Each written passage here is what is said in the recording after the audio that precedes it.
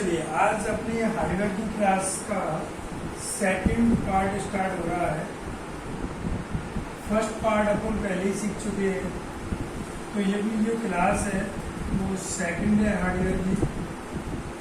First class में अपने सीखा था उसके इंट्रोडक्शन के बारे में, ये हार्डवेयर क्या होता है, कितने भागों में डिवाइड किया गया था, किस हार्डवेयर में कौन कौन से भाग रखे जाते हैं, सेकंड भाग में कौन कौन से पार्ट थे और उनमें क्या क्या कार्य थे, वो सारी चीजें उनके बारे में जाना था। आज अपन हार्डवेयर की क्लास सेकंड ले रहे हैं, जिसमें अपन चर्चा करने वाले हैं सीपीयू पर, कि सीपीयू क्या होता है और इससे संबंधित हमारे एग्जाम में क्वेश्चन किस प्रकार के बनते हैं, साथ में ही ये हमारे कंप्यूटर में क्या भूमिका निभाता है, इसके कितने भाग होते हैं, किस प्रकार प्रोसेस करता है और ये इसे किस तरीके से डेवलप किया गया था।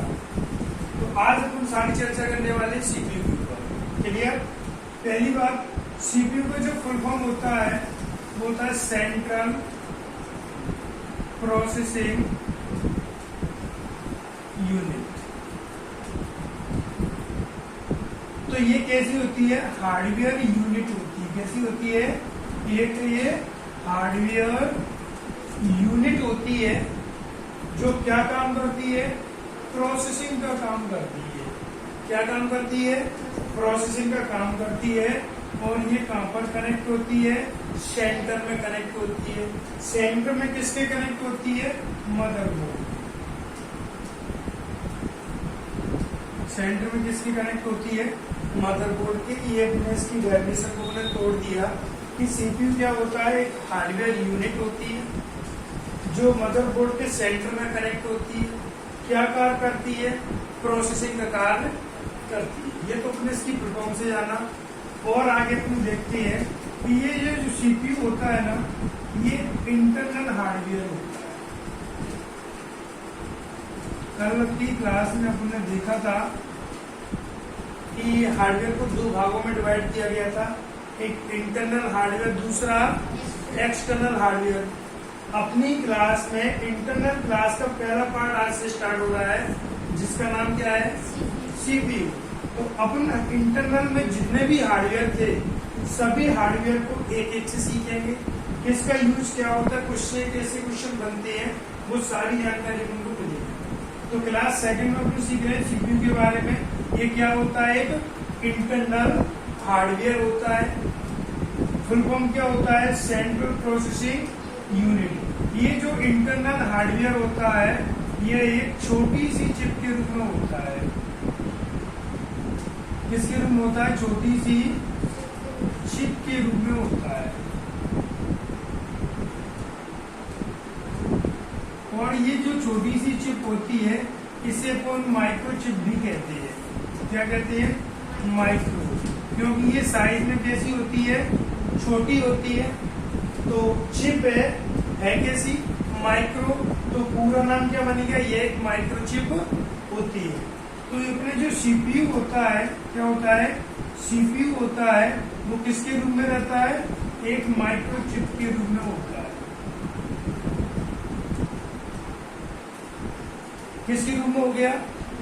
अगर आपसे पूछा जाए कि सीपीयू कैसा होता है, तब आप कह सकते हो ये एक माइक्रोचिप के रूप में होता है। अभी मैं आपको दिखा दूंगा कैसा होता है ये। तो एक माइक्रोचिप के रूप में होता है। कार्य क्या कर रहा था? ये प्रोसेसिंग का काम कर रहा था। क्या कार्य कर रहा था? प्रोसेसिंग का। अब देखिए प्रोसेसिंग का तो कार्य करता है, लेकिन दिखने में कैसा होता है? माइक्रोचिप के रूप में। कार्य कैसा करता है? प्रोसेसिंग के रूप में। तब अपने से माइक्रो प्रोसेसर भी कहते हैं।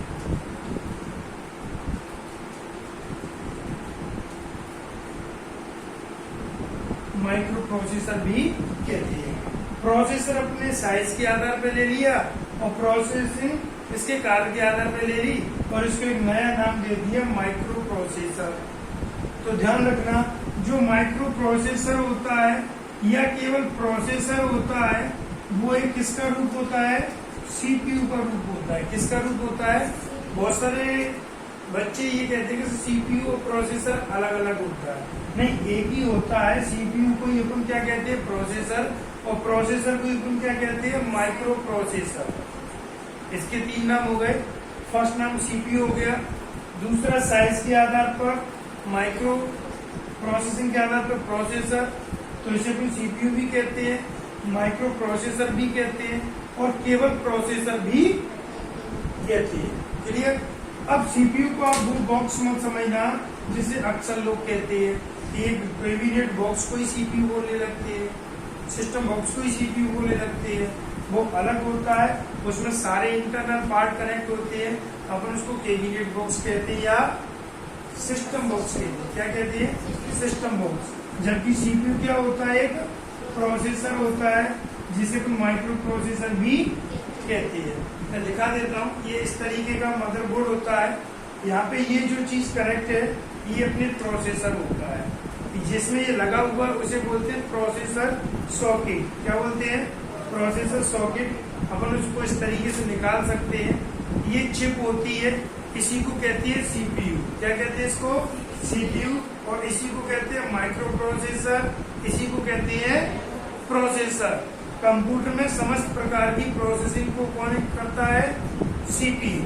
आप जो भी इनपुट देते हो, इनपुट पे प्रोसेसिंग कौन करेगा, जो भी इंस्ट्रक्शंस के आधार पर कार्य करेगा वो कौन करेगा, सीपीयू।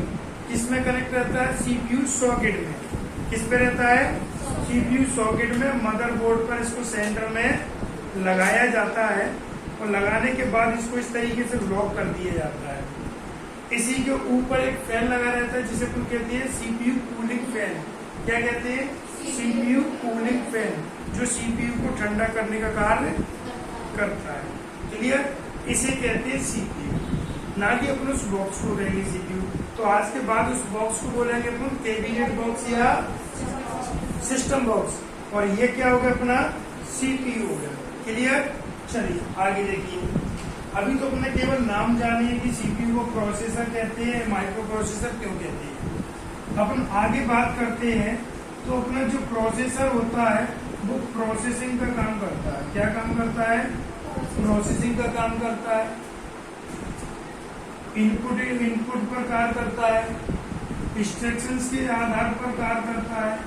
समस्त प्रकार के कंप्यूटर में जो डेटा इनपुट किया जा रहा है, उस डेटा पर प्रोसेसिंग कौन करेगा, सीपीयू करेगा। क्लियर। अपन आगे बात करते हैं सीपीयू की।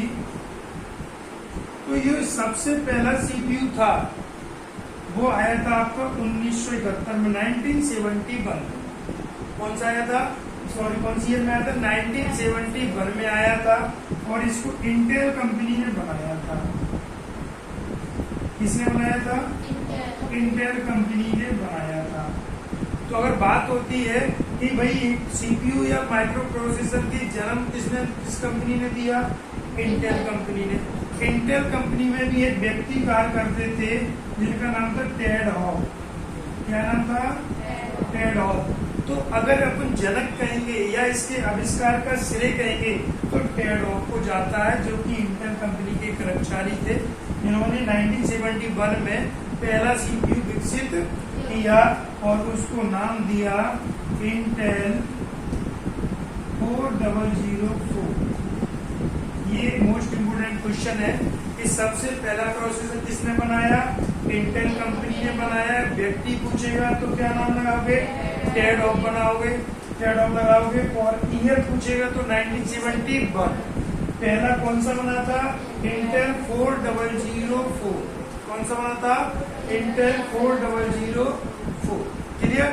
अब ये जो प्रोसेसर बना था वो इंटेल कंपनी ने भी अपने लिए ही बनाया था। उसको तो ऑर्डर मिला था कि आपको एक ऐसा चिप बनानी है जो इस तरीके की प्रोसेसिंग कर सके, और उसका बहुत सारा उद्देश्य था, जैसे साइज को छोटा करना, अनेक प्रोसेस एक साथ करना। तो ऐसे सारे उद्देश्यों को मिलाकर इसको एक प्रोजेक्ट सौंपा था इंटेल कंपनी को। वो सौंपा किसने था, तो वो जापान की कंपनी थी। किसकी कंपनी थी, जापान की। कौन सी कंपनी थी, विजीकॉम। ये भी क्वेश्चन है कि इंटेल कंपनी ने जो फर्स्ट प्रोसेसर बनाया इंटेल 4004, वो किस देश के लिए बनाया, जापान के लिए। कौन सी कंपनी के लिए?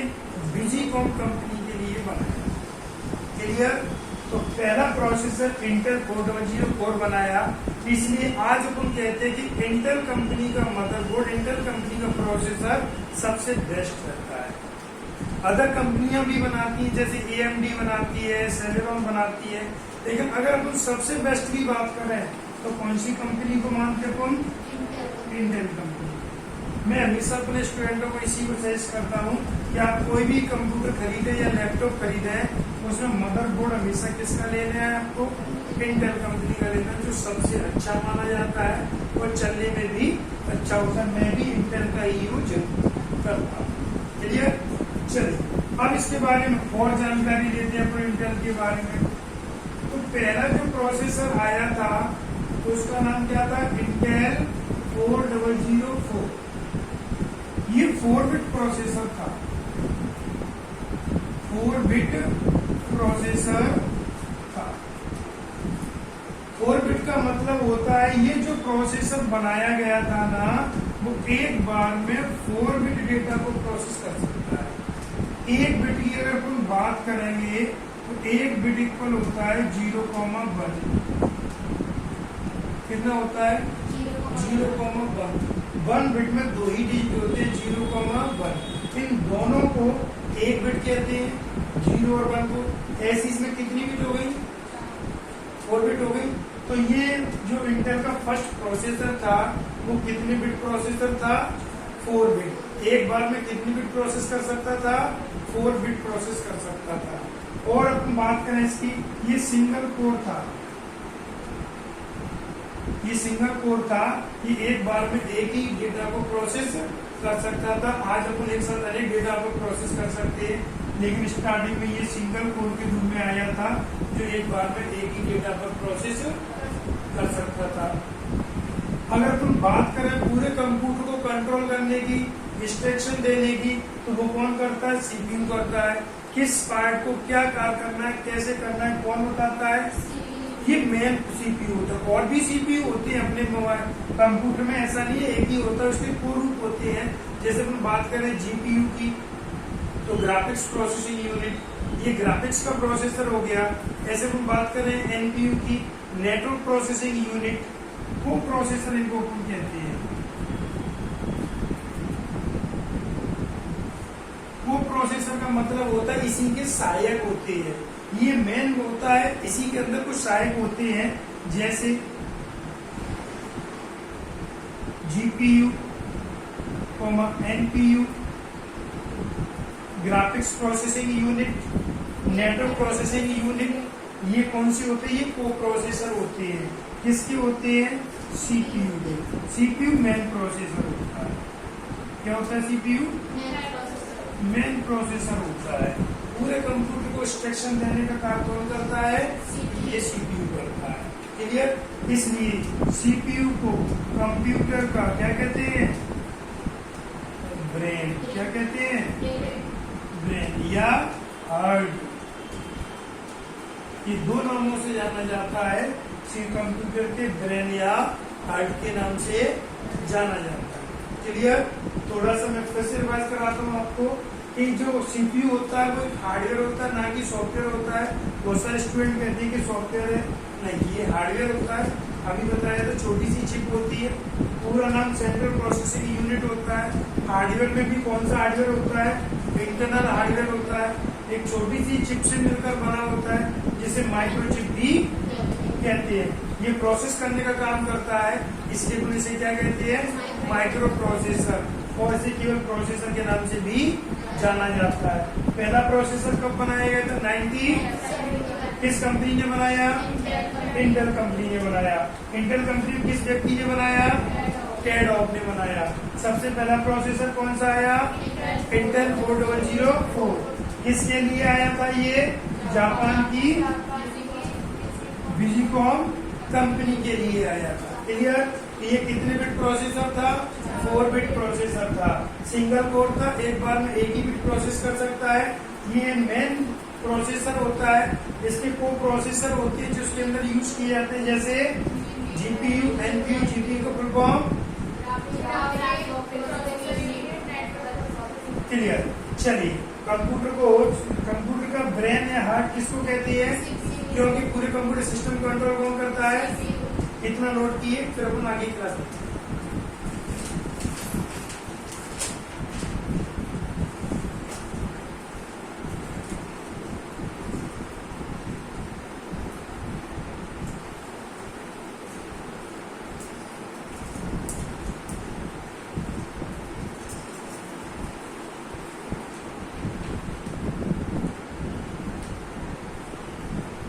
चलिए, आपको हो गया नोट? ये किसी भी क्वेश्चन तो नहीं पूछना। चलिए आगे देखते हैं।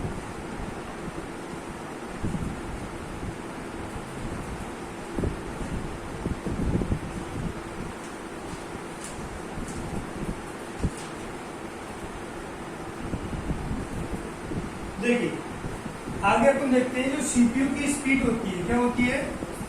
स्पीड होती है वो मेगाहर्ट्ज, इसको भी शॉर्ट में इस तरीके से लिखते हैं MHz, या गीगाहर्ट्ज में मापी जाती है।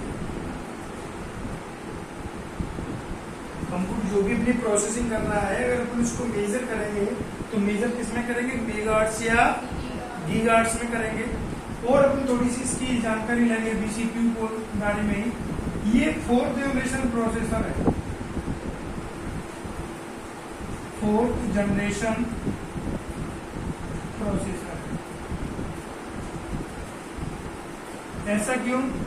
क्योंकि जो प्रोसेसर 1971 में आया था उस समय 4th जनरेशन चल रही थी। कौन सी चल रही थी? कंप्यूटर की 4th जनरेशन चल रही थी। अगर आपसे पूछा जाए कि सीपीयू या माइक्रो प्रोसेसर कौन सी जनरेशन में आया, तब 4th जनरेशन में आया। कौन सी जनरेशन में आया? 4th जनरेशन में आया। अब अभी तुमने सीखा था कि जो अपना सीपीयू था वो माइक्रो था। क्या था? माइक्रो। माइक्रो का मतलब छोटा था, तो यहीं से अपना माइक्रो कंप्यूटर का आविष्कार हुआ था। अगर आपसे ये पूछा जाए कि माइक्रो कंप्यूटर का आविष्कार कब से हुआ, वो भी 4th जनरेशन से हुआ। किसके कारण हुआ? माइक्रो प्रोसेसर के आ जाने के कारण। तो ये माइक्रो कंप्यूटर का भी आविष्कार हुआ, वो किसके कारण? माइक्रो प्रोसेसर के कारण। माइक्रो प्रोसेसर के कारण ही माइक्रो कंप्यूटर का आविष्कार हुआ। और माइक्रो कंप्यूटर को अपन बोलते हैं पोर्टेबल कंप्यूटर। क्या बोलते हैं? पोर्टेबल कंप्यूटर, जिन्हें अपन आसानी से उठाकर कहीं भी रख सकते हैं, एक स्थान से दूसरे स्थान पर लेकर जा सकते हैं। वर्तमान में जो कंप्यूटर यूज हो रहे हैं माइक्रो कंप्यूटर, वो आपको पता है डेस्कटॉप होते हैं, लैपटॉप होते हैं, पीडी होता है, काउंटॉप होता है। अपन ईटीसी लिख लेते हैं क्योंकि अभी अपने यहाँ टॉपिक प्रोसेस चल रहा है, कंप्यूटर नहीं पढ़ना पड़ता। अपना तो बस ये है कि दिखने में ये कैसे होती है वो अपने एक आइडिया ले लिया कि desktop computer, laptop, PDA, mobile, ये सब कौन से कंप्यूटर है? माइक्रो कंप्यूटर है। इनका आविष्कार किसके कारण हुआ? माइक्रो प्रोसेसर के कारण हुआ। और माइक्रो प्रोसेसर के आ जाने से ही कंप्यूटर छोटे हो गए, मतलब पोर्टेबल हो गए। और यहीं से आविष्कार हुआ था पीसी का। क्या हुआ था? पीसी। पीसी मतलब पर्सनल कंप्यूटर। क्लियर? यही से आविष्कार किसका हुआ था? पर्सनल कंप्यूटर का हुआ था। ये अपने सीपीयू के बारे में कुछ बेसिक जानकारी थी। अपन और भी जानकारी है वो मैं इसके भागों में दूंगा। सीपीयू के मुख्य रूप से 3 भाग होते हैं। कितने भाग होते हैं? 3 भाग होते हैं। पहला भाग होता है सी, दूसरा भाग होता है ALU, और तीसरा भाग होता है NU। क्या होता है? इसके 3 भाग होते हैं। पहला भाग CU होता है, दूसरा भाग ALU होता है, तीसरा भाग NU होता है। अपन फर्स्ट भाग, सेकंड भाग, थर्ड भाग। अब ये दोनों भाग तो अपने आप में कंप्लीट है। अब अपन NU की बात करते हैं तो ये होती है, इसका पूरा नाम होता है मेमोरी यूनिट। क्या होता है? Memory unit. इसमें 2 रखे जाते हैं। फर्स्ट नंबर पर रखा जाता है रजिस्टर, और दूसरे नंबर पर रखा जाता है रैम। अगर आपसे पूछा जाता है कि सीपीयू के कितने भाग होते हैं तो 3 लगाने हैं, 4 नहीं लगाना है, 3 ही लगाना है। अगर आपसे ये पूछा जाता है सीपीयू के निम्न में से कौन कौन से भाग होते हैं, तब ध्यान देना फर्स्ट भाग, सेकंड भाग और थर्ड भाग। अगर रजिस्टर ऑप्शन में नहीं दिया है तब आप टिक किसको करोगे, रैम को करोगे। अगर दोनों ऑप्शन में आ गए तो किसको टिक करोगे, तब रजिस्टर को टिक करना है, क्योंकि फर्स्ट नंबर पे कौन होता है, रजिस्टर होता है, सेकंड नंबर पे कौन होता है, रैम होती है। तो फर्स्ट भाग में क्या हो जाएगा, CU ALU रजिस्टर। अगर रजिस्टर ऑप्शन में नहीं दिया है तो CU ALU रैम। क्लियर। अगर एक ऑप्शन में रैम के साथ ये दोनों दिए, एक ऑप्शन में रजिस्टर के साथ ये दोनों दिए, तब अपन फर्स्ट ऑफ कंडीशन किसको मानेंगे, रजिस्टर को मानेंगे। सबसे पहले अपन किसको टिक करेंगे, रजिस्टर को टिक करेंगे, क्योंकि जो सीपीयू के सबसे नजदीक लगा होता है वो सबसे पहले माना जाता है। कंप्यूटर में समस्त मेमोरी में जो सीपीयू के सबसे नजदीक की मेमोरी है वो ये। क्लियर। तो ये तो भाग के बारे में जानकारी हो गई। अब अपन इनको एक एक से डिफाइन करते हैं। पहला हो गया आपका सीयू। सीयू को बोलते हैं अपन कंट्रोल यूनिट। क्या बोलते हैं, कंट्रोल यूनिट। कंट्रोल यूनिट जिसमें भी यूनिट लग गया वो एक हार्डवेयर का रूप हो गया। सिस्टम यूनिट पूरे सिस्टम से मिलकर बना हुआ, वो मैंने पहली क्लास में आपको बताया था कि हार्डवेयर की डेफिनेशन। ऐसे यहाँ पर क्या लग गया, कंट्रोल यूनिट। जब सीपीयू हार्डवेयर है तो कंट्रोल यूनिट भी किसका ही रूप होगी, हार्डवेयर का ही रूप होगी। क्लियर। ठीक है। इसी को बोलते हैं मास्टर कंट्रोलिंग यूनिट। क्या बोलते हैं, मास्टर कंट्रोल यूनिट। क्यों, क्योंकि कंप्यूटर के समस्त पार्ट्स को कंट्रोल करने का काम कौन करती है, सीयू करती है। समस्त पार्ट्स को कोऑर्डिनेट मतलब निर्देशित करने का काम कौन करती है, सीयू। निर्देशित क्या होता है, इससे इनपुट लेना है, इसको आउटपुट देना है, कब तक प्रोसेस करनी है, इंस्ट्रक्शन कहाँ से आने हैं, डेटा कहाँ पर भेजना है, प्रोसेस के बाद डेटा कहाँ जाएगा, कब तक स्टोर रहेगा, परमानेंट या टेम्परेरी, वो सारे कामों को कंट्रोल कौन करता है, ये ALU को भी कंट्रोल करता है, MU को भी करता है, स्वयं CU को भी करता है। इसलिए अपन इसको क्या कहते हैं, मास्टर कंट्रोलिंग यूनिट। जिस प्रकार अपनी बॉडी को कंट्रोल करने का काम कौन करता है, अपना ब्रेन। कौन करता है, अभी आपके पैर में चोट लगती है तो पैर हटाना है, किसने बताया, ब्रेन ने। आंखों से आंसू निकलने हैं दर्द से, किसने बताया, ब्रेन ने। तो पूरे कंप्यूटर को कंट्रोल कौन कर रहा है, ब्रेन। तो ध्यान देना, यही रियल में